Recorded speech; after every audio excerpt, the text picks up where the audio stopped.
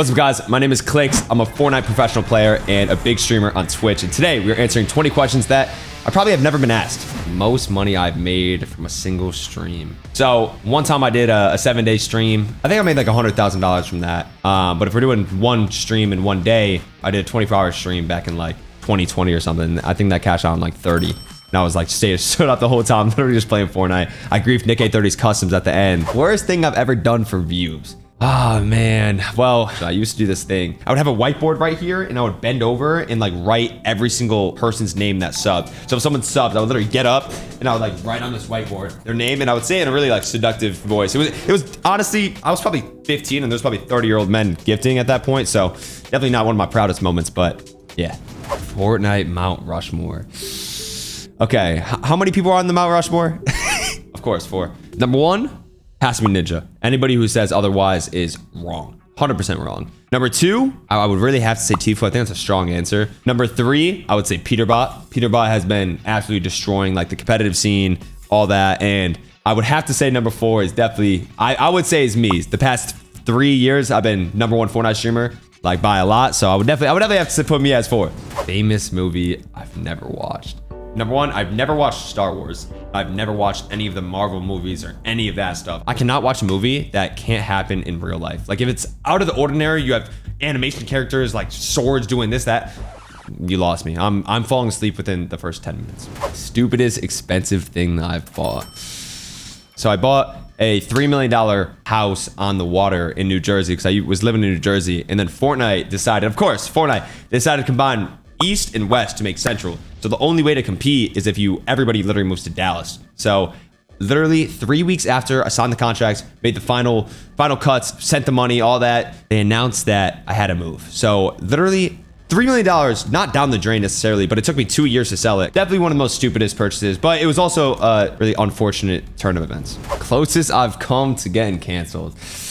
This is a good one. So one day I had 100,000 viewers and it was after a big tournament that I think I won. I might've got second. No, I won. And I opened my folder to drag out a picture of that I just took of me winning to tweet it. And in that folder, I had a picture of Stable Ronaldo's ass. Literally his full ass, which at the time I was 16. Dude, he was like 17 or something. Boy, he would show me his ass a lot because it was really hairy. It literally looks like a jungle. And one time I took a screenshot and put it in a folder. And I got banned. And Twitch had a fight for me to get unbanned because I was underage and that happened. But that was crazy. I could have stayed perm banned because of that. So shout out to Twitch. And I'm sorry, Ron.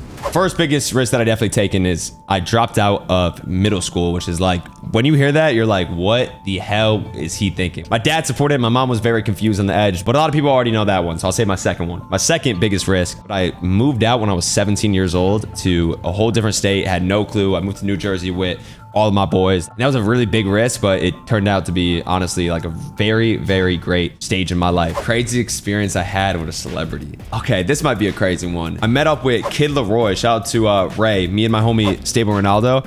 We went to like a little dinner with them and then we went back to drop his girl off at her house and he wanted to play an unreleased song and he played the song Stay by him and Justin Bieber before it was even a thing. And yo, it was the most surreal experience ever. We took photos too because now Stay's literally like a billion played song. Oh my dude, I don't understand how people know how to sing songs word for word. Like that's something that I am just not able to do. I don't think there's a single song where I could really sing word for word. That has to be like a weird talent that people got going on. Proudest moment of my career. The most proud moment has to be getting my icon skin that I just got. That was something that I've been literally grinding my ass for ever since I was like 13. That was like my dream. Oh my God. Oh my freaking God. Oh my God. What the other than winning an FNCS, of course. So me getting my icon skin a little over 6 months ago have been the biggest blessing, and thank you, Fortnite, for giving me it. Is streaming harder than 9 to 5? This is a tough one, bro, because I'm trying to give the right answer without y'all motherfuckers trying to cancel me. Here, put it in perspective. I think hard work is hard work no matter what, but I do think streaming benefits a lot more. Like if you're a big streamer averaging 15,000 viewers, like the money's gonna pay off. So I think a 9 to 5 at that point could definitely be harder because you're working so hard and you're making 10 million times less than a streamer. You could show up to a 9 to 5 lazy and do absolutely nothing and sit there. And at that point, it's not really harder than a streamer, but you could also do this thing with a streamer. You could turn on this camera, not be entertaining, be super boring, and then 9 to 5's harder. So I think hard work, no matter what, could be in a job, could be a stream, is just hard work no matter what. every single person that's watching right now should definitely subscribe to Dexerto, but they also should subscribe to Clix as well. New FaZe or OG FaZe? Okay, this is a really hard one, dude, because I've been with FaZe, looking at FaZe ever since I was a kid. Blaze, Adapt, Apex, Rain, all the OG boys, and I loved them. Like, they were my motivation. They're the only reason I think I'm where I am today. I would watch them every single day. They are literally exactly what I wanted to do. All new FaZe are all my best friends, so it's hard. It's really hard. I would have to say they're really like even. But old FaZe 100% because they kind of created the legacy of gaming. But new FaZe has also created the legacy of IRL streaming and taking over Twitch.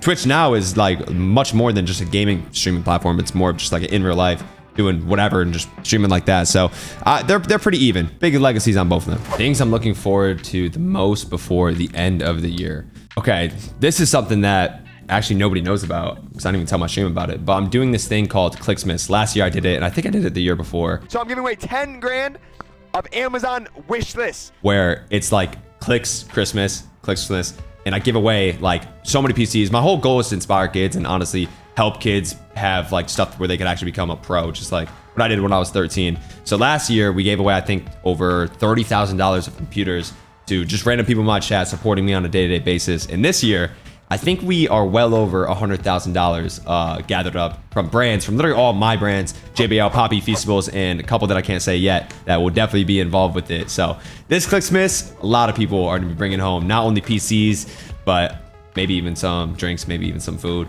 all that good stuff. Could 100 Clixes beat a gorilla? 100%. That is such a dumb question for you to ask. Dude, the thing is, I have strategy. I'm not going at it just punching. I'm honestly, this might sound a little bit weird, but I'm going for the balls. Because the thing is, you eliminate the balls, you eliminate the gorilla. It would hurt so bad. You have 100 Clixes just go under him. He's fall. He's gone. Weirdest interaction with a fan, dude. This is a pretty crazy moment that I actually didn't even tell my stream before. So I had this one kid that would stalk me. Literally, there's a clip where there was a laser on my chest or on my head or something from a different apartment that I was in. And this kid was miles away on a building aiming a laser at me. A day after, I go downstairs on my car and he wrote like, Lacey's fat and I'm fat, because Lacey used to live with me. Like really, really weird situation. And he would leave notes under my door saying crazy stuff. Eventually, I found him. He's no longer like was in the building that I was living in. And I thought I was good, right? Up until I did a meet and greet. This guy had like a mask on or something. I'm taking a photo of this kid and he whispers in my ear that he's the kid that did it. And I was like, yo, you are so weird. Like, how are you gonna go to one of my meet and greets when I'm streaming in front of 15,000 people and just say that? So I dead whispered in his ear and I told him to fuck himself and leave. And he left and I never seen him again. Next one to take on this quiz gotta be Lacey or Stable Ronaldo, for sure. When will I quit making content? This is hard, dude. I don't really know. I think I love being a competitor. I love competing in pro Fortnite and then when I have free time doing content. So I don't know if I would do content without being a pro, but all my homies like Ron and Lacey, they want me to do IRL content after 4. So I'll probably just do that. Honestly, I don't think I'll ever stop creating content. And if I do, I will never. It'll be of my baby whenever I have a kid. Like I'll probably make a family channel and drool and do funny stuff. Unlimited money and resources. What stream am I doing? That's a tricky one, dude. I would rent out a football stadium, fill it up with 10,000 little Clicksters, and I would have every single player that's competing in the FNCS compete in literally in the middle of the football field, like have like my own land. That's what I would do. Where do I see myself in 20 years?